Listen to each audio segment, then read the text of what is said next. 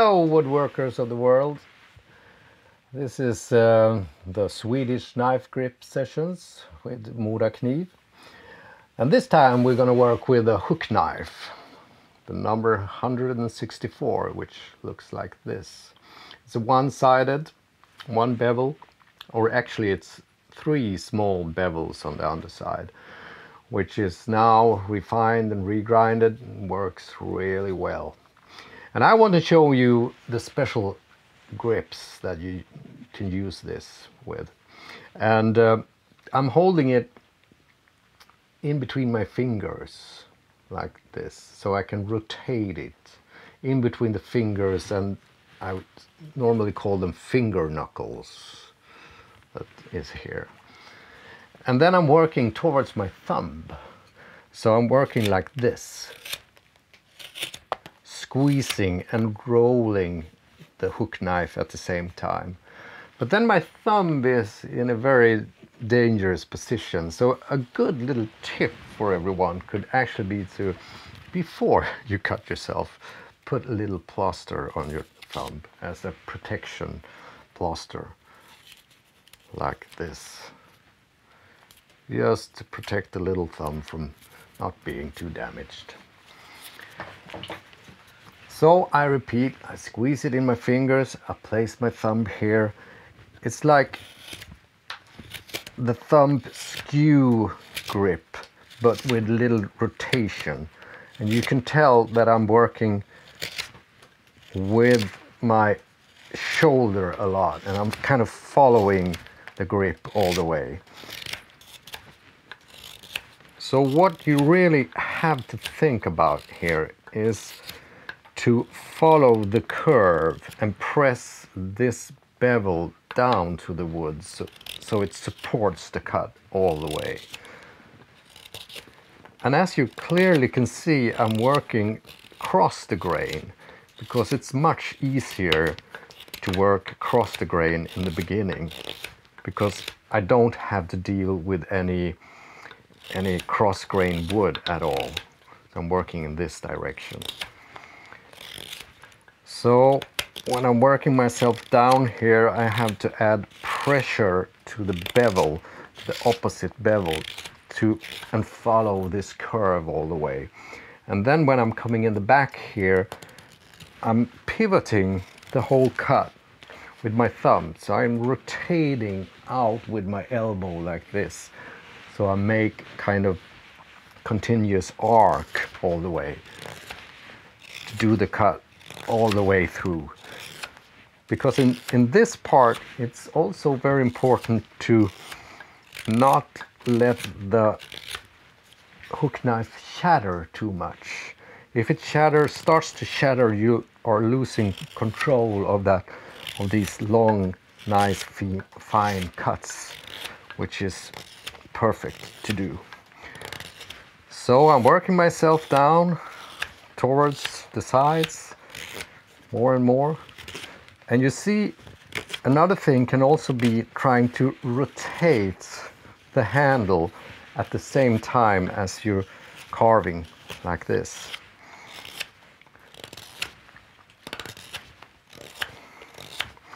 And here I'm switching it. So I'm coming from this side instead, because this is a big spoon, almost like a ladle, and I need to take away a lot of material. So I'm taking out parts from it and trying to find positions where my hook knife is working. So now I have a little ridge here, so I'm trying to take that ridge away and work myself down. And you can see that I'm pressing pretty hard down to my knee and pressing with my muscles to really control the cut. That's the thing.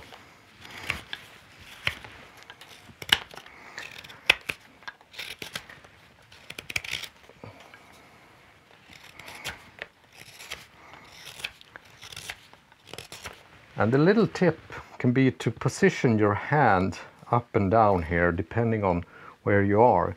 So when I'm working here, I'm slightly taking out the hook knife a little, so I can reach that point in the back there and have it to cut.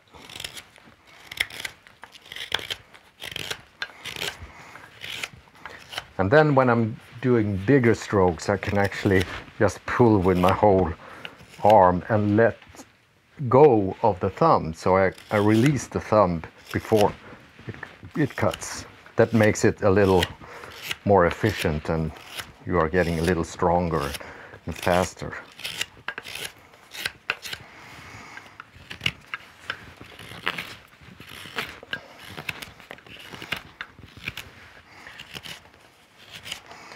Another little tip is also to skew the knife a little, so you cut at an angle, especially in this corner. You can come and kind of draw the knife towards yourself, like the thumb skew, like this.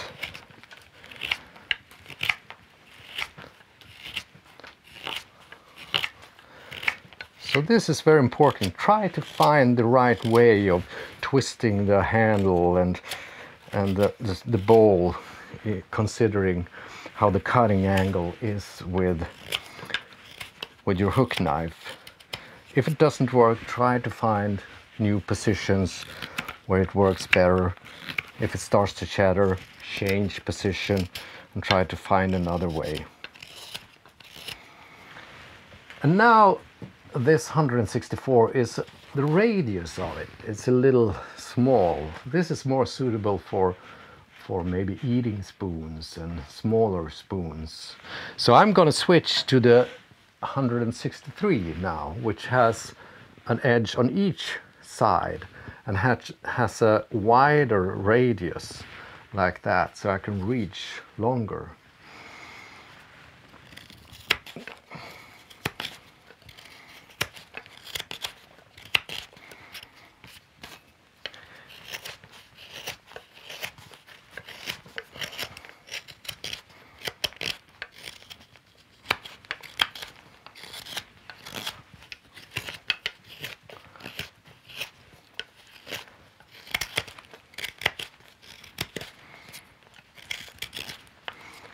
And while you are working with this, it's getting easier and easier the more depth you get.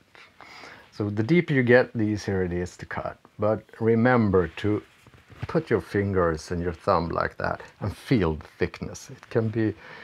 It's very annoying when you are coming through the spoon and go too deep. So here in the back, normally the radius is a little steeper. It gets a quicker curve here and then it planes out in the very end, which helps the spoon in the juice to pour out parts from it. And also the fibers is following, the form is following the fibers really good here. So because of the radius is steeper here, I'm gonna change again to the 164, use that and carve right here and dig myself down here.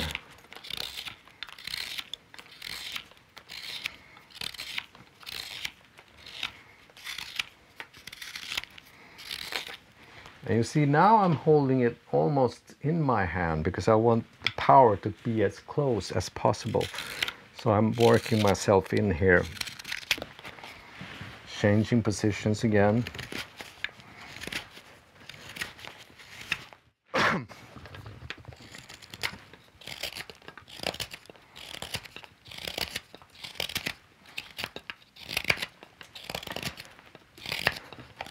And then this corner is a pretty tough corner.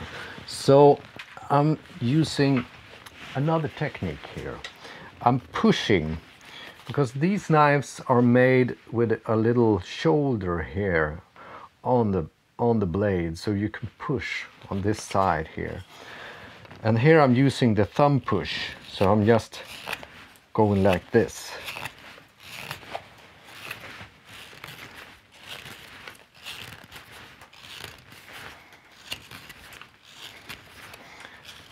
And this is a kind of exactly like the thumb push with a knife. So you're steering the thumb and then at the same time you're rotating, and you can see I'm working with my body and my arms and trying to follow this cut all the way out as much as possible.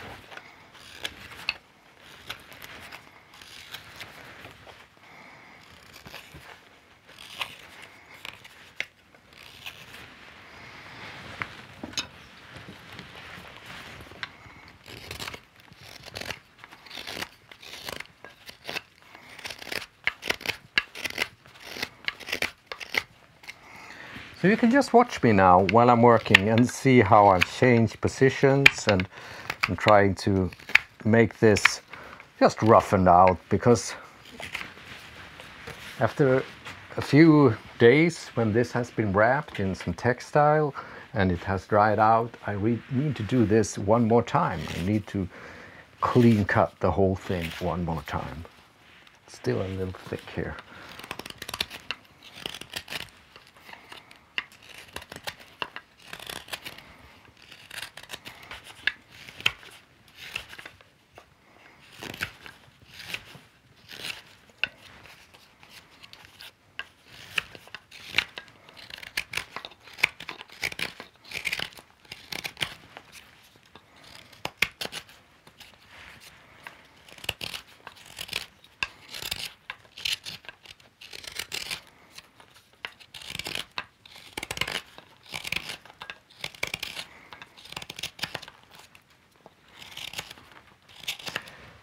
Here I can really see how the growth rings is following the form of the spoon blade. So I'm kind of tracing that depth there, following the growth ring all the way down.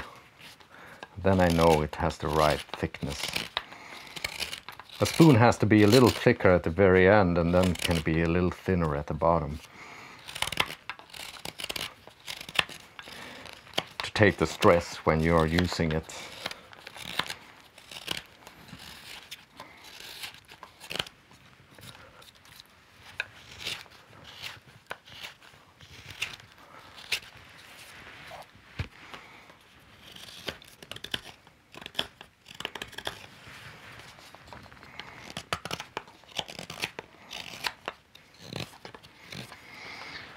So now this is, still just a little too thick down here, but I don't want to take too much because this will dry out and probably warp a little, and I'm gonna look at it in a new way when it has dried out. So I want to make some adjustments. So don't make it too thin the first time. You need some material there for the final clean cutting modes, so to say. So now it's time to wrap this one in some cloth. And I want it to stay there for about 1 or 2 weeks, depending on how dry it is in the air humidity. And meanwhile, I can clean carve some already dried spoons. Just wrap it in like that and keep it in normal temperature.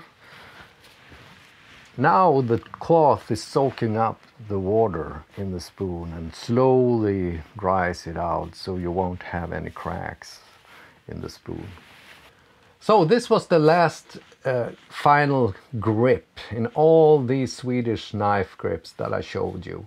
We have 10, 11, I think, very, very good and useful grips, powerful, efficient and controlled. So I want to wish you good luck to practice these ones and rehearse them, and don't give up, because it's really important to be good in carving. And remember to use your whole body, use all your muscles, and lean over, and don't forget to move yourself, and also to lock away these joints that you're not working with for safety reasons. So when the knife releases in the wood, you have to think about where is it going so you don't cut yourself. Because all these grips, they are a kind of safety belts that you use, protecting yourself. Look at me, I got all my fingers still left. So keep on carving and practice.